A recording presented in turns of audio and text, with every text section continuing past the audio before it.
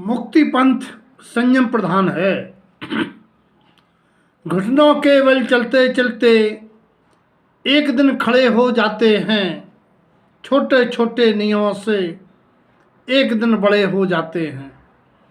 एक नियम काफ़ी है मुक्ति पाने को, एक कर्म काफ़ी है खुद से गिर जाने को। संयम धारण करना उपाय, फिर निर्भव पाने का निश्चय संयम पथ है मुक्ति जाने का। एक छोटी सी बोध कथा के माध्यम से पुराणों में आई ये बोध कथा कि एक बार मुनिराज विहार करते हुए उस नगर के किनारे उपवन की ओर आ रहे थे।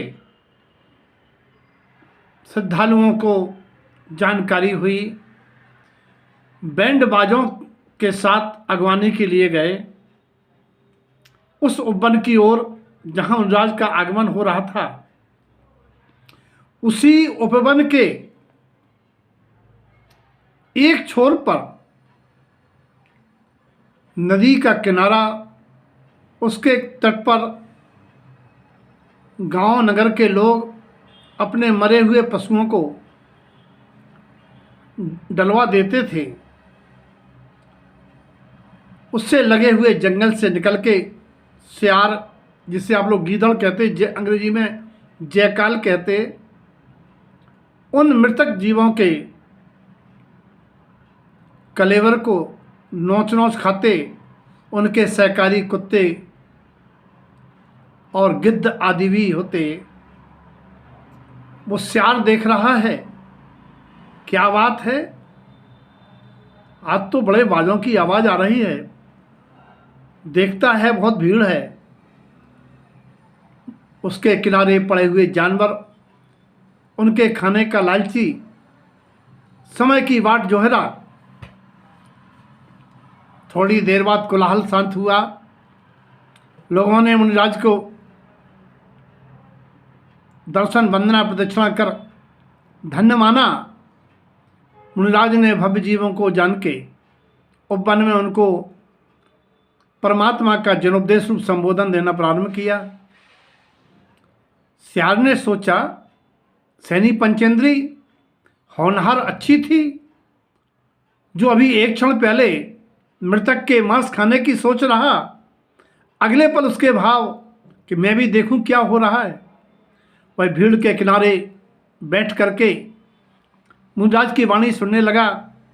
मुनिराज चतुर्थ काल की बात, अवध ज्ञानी रिद्धिधारी मुनिराज के उपदेश, उनकी रिद्धि के बल से पूरे क्षेत्र में स्वमेव फैलने लगी। विक्रिया से उनकी उपदेश रूप वाणी सियार के कानों में पड़ी।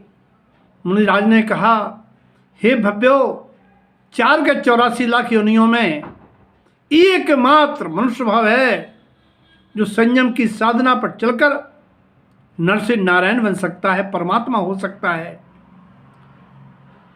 और अगर शैनी पंचेंद्री पशु भी चाहें तो संयम को धारण करके देवगति को पा सकते हैं।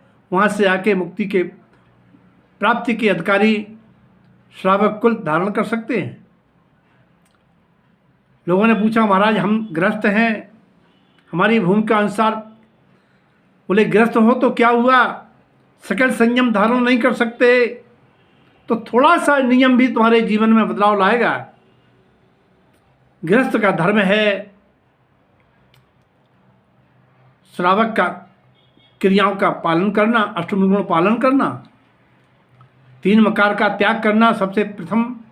इसके बाद जीव की विराधना बचाने के लिए रात्रि भोजन त्याग, अनशन जल का त्याग, ऐसे छोटे छोटे नियम एक दिन तुम्हें महान बना देते हैं। जो भी मुनिराज हुए हैं कालांतर में उन्होंने ऐसे छोटे छोटे नियम अंगीकार किए थे। एक जनमार्ग दर्शाता है। उस सियार के मन में आया कि उसने सिर झुकाकर वंदन किया। उसके भाव आया कि मैं स्त्रियंश का जीव जो मांसाहारी हूँ, धिक्कार है मुझे। आज से मेरा मांस का त्याग, मैं साग पत्ते भाजी खा के ही रहूँगा। और रात्र भोजन का मेरा संकल्प है, त्याग है। रात भोजन नहीं करूँगा, चारों प्रकार का आहार त्याग दूंगा। एक दिन उसकी परीक्षा की घड़ी आई, प्यास लगी, बावड़ी में पानी पीने को उतरता है। बावड़ी में अंधकार देख के रात समझ के ऊपर आता है। सूर्य को देखता है, अभी समझता उजेला है, फिर पानी पीने जाता है। अंधेरा देख के फिर वापस आता है, फिर पानी पीने जाता है। 3 बार ऊपर नीचे हुआ, प्यासा था, लेकिन अपने धर्म को पालने की भावना से उसने रात जान के पानी नहीं पिया। आयु का अंत आया, प्राण पखेरु उड़ गए। उस नियम संयम त्याग की भावना से वह त्रियंश का जीव देवगति में रिद्धधारी देव हुआ। वहां से जाकर के श्रावक कुल मनुष्य भाव पाया। नाम हुआ प्रीतंकर, यथा नाम तथा गुण, आत्मप्रीत का और आत्मानुरागी। पूर्व के संयम के संस्कार और नियम और मुनिराज की प्रवचन सुनते समय अंतर में ये भावना, कब हम मुनि बन पाएं। ऐसा योग बना कि उसके भावना के बीज अंकुरित होने लगे और वह मुनिपद अंगीकार कर लिया और साधना करके केवल ज्ञान को प्रकट कर उसी भाव से मुक्त चला गया। कहने का तात्पर्य यह है, शक्ति प्रमाण, रात्रि भोजन का त्याग का संस्कार, नियम, 6 माह के उपवास के फल को देने वाला, जीव दया से पुण्य का प्रदाता देवगति का पात्र बनाता है। और इस कथानक से निश्चय घटाना है अपने वर्तमान भूमिका में कि जैसे गांव के लोग मृतक को डालाते थे, ऐसी आज बाजार में जीवों के कलेवर के रूप में अभक्षों का खाद्यान्न, पिज्जा, बर्गर, कितने प्रकार के आलू आदि टिकियाँ, कितने प्रकार के ऐसे पदार्थ जो आत्मघाती हैं, स्वास्थ्यघाती हैं, जीवों की विराधना से बने हैं। अगर तुम जिनराज की वाणी को, गुरुवाणी को, उस वाक को ये भगवान मान के उस वाणी की वंदना दर्शन करते हो तो एक नियम ले लो, वो तो होशियार था, तुम तो होशियार हो। तुम यदि इस प्रकार से आत्म संयम का नियम धारण करते हो और मुनि बन के मुक्त जाने की भावना भाते हो, निश्चित ही तुम्हारे संयम, तुम्हारी ये भावना पुनः तुम्हें नरभव प्राप्ति का हेतु बनेगी। और जहां तक बंधन, नियमों के बंधन की बात है,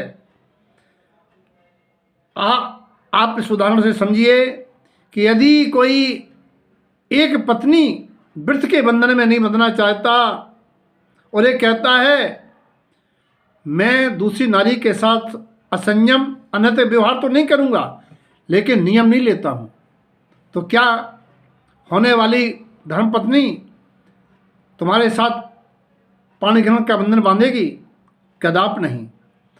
इसी प्रकार से, जिस प्रकार से तीर्थंकर प्रकृति के बंध वाला महापुरुष भी मुक्ति रानी की दूती ज्ञानेश्वरी दीक्षा को धारण नहीं करता है, तो सत्ता में तीर्थंकर प्रकृति का बंध रहते हुए भी मुक्ति को प्राप्त नहीं हो सकता है।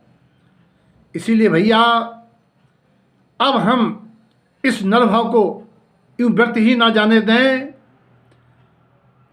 परमात्मा के द्वारा उपदेष्ट जीव दया के पालनार्थ संयम की भावना से छोटे छोटे नियम लेकर के आगामी भवों में मुक्ति पाने के मार्ग पर प्रशस्त हो। ऐसी मंगल भावना, सबका मंगल हो।